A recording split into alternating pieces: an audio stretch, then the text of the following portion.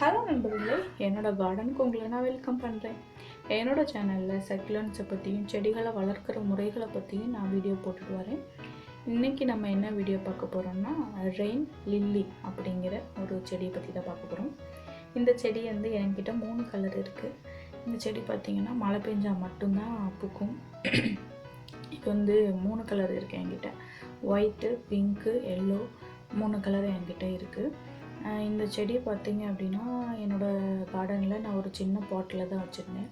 அது நிறைய வளர்ந்த காரணத்தினால நான் வந்து பிரித்து கீழே தரையில் வைக்க போகிறேன். இங்கே ஃபுல்லாக நான் வந்து எடுத்து தான் கீழே தரையில் வைக்க போகிறேன். அதுக்கு நீங்கள் ஃபஸ்ட்டு வந்து மண்ணை கொஞ்சம் லூஸ் பண்ணி எடுக்கணும். அதுக்கப்புறம் பார்த்திங்கன்னா இந்த மாதிரி தான் இருக்கும் பாட்டில் நீங்கள் வச்சிங்க அப்படின்னா. இதை நீங்கள் என்ன பண்ணணும்னா இதில் வேறு அதில் வந்து லூஸ் பண்ணி விட்டுட்டு நீங்கள் தனியாக பிரித்து எடுக்கணும். பாருங்கள், மழை பெஞ்சதுனால அழகாக பூத்துருக்கு. இது மழை பெஞ்சால் மட்டும்தான் இந்த செடியில் வந்து பூக்கும். அழகாக இருக்குது பாருங்களேன். இது வந்து டெய்லி பூக்கும் தான் சொன்னாங்க. பட் மழை பெஞ்சதுனால தான் இவ்வளோ பூ வந்து பூத்துருக்கு. மண்ணை வந்து ஃபஸ்ட்டு நல்லா லூஸ் பண்ணிக்கணும். நல்லா லூஸ் பண்ணால் தான் அந்த வேர் வந்து அடியில் போகும். இந்த செடியை பார்த்திங்க அப்படின்னா இந்த செடியில் அடியில் வந்து வெங்காயம் மாதிரி அல்லது பூண்டு மாதிரி இருக்கும். அதைத்தான் நம்ம வந்து வச்சு வளர்க்கணும். அது மூலமாக தான் இதை வந்து ப்ராபகேட் பண்ணுவாங்க, அதாவது புதிய செடியை வந்து உருவாக்குவாங்க. நீங்களே பாருங்கள், இந்த வீடியோவில் பார்த்திங்கன்னா கீழே பார்த்திங்கன்னா வெங்காயம் மாதிரி இருக்கும். அது மூலமாக தான் இதை வந்து ப்ராபகேட் பண்ணுறாங்க.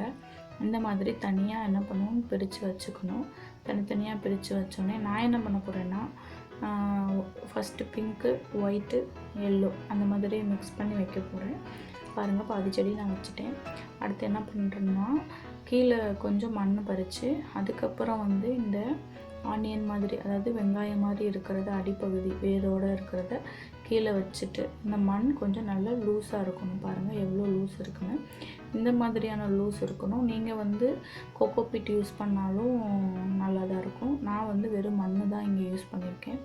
ஏன்னா வெறும் மண்ணிலே எனக்கு வந்து நல்லா வளர்ந்துச்சு. அதனால் நான் வந்து வெறும் மண் மட்டும் யூஸ் பண்ணியிருக்கேன். இந்த மண்ணை சுற்றிலும் நல்லா ஸ்ட்ராங்காக போட்டுடுங்க. போட்டதுக்கப்புறம் அது வேறு பிடிச்சி நல்லா வந்துடும். இதை நீங்கள் கார்டனுக்கு பார்டருக்கு யூஸ் பண்ணலாம். இந்த செடியை ரொம்ப அழகாக இருக்கும். மழை பெஞ்சாலும் பூக்கும். ஆனால் ஒயிட் கலர் வந்து அடிக்கடி பூத்துச்சு, அழகாக இருந்தது. பாருங்கள், நான் லைனாக வச்சுட்டேன். பார்டருக்கு சூப்பராக வச்சுட்டேன். அழகாக பூத்துருக்கு பாருங்கள். Pink colour. இது மழை பெஞ்சிட்டே இருக்கிறதுனால நிறைய பூக்கள் பூத்துருக்கு. இது லைனாக வச்சுருக்கேன் நான். நீங்களும் இந்த மாதிரி லைனாக வைங்க, ரொம்ப அழகாக இருக்கும். பார்க்குறதுக்கே ரொம்ப அழகாக இருக்கும். அதுவும் அந்த க்ரீன் லீஃபுக்கும் அந்த பிங்க் கலர், ஒயிட் கலர் ஃப்ளவருக்கும் ரொம்ப அழகாக இருக்குது.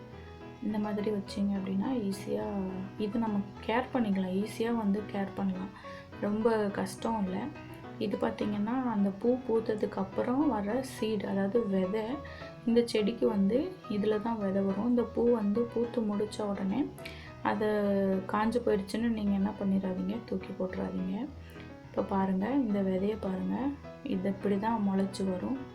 அழகாக முளைச்சிருக்கு. இந்த மாதிரி விதைகளை நீங்கள் எடுத்து தனியாக ஒரு பாட்டில் போட்டும் வளர்க்கலாம்.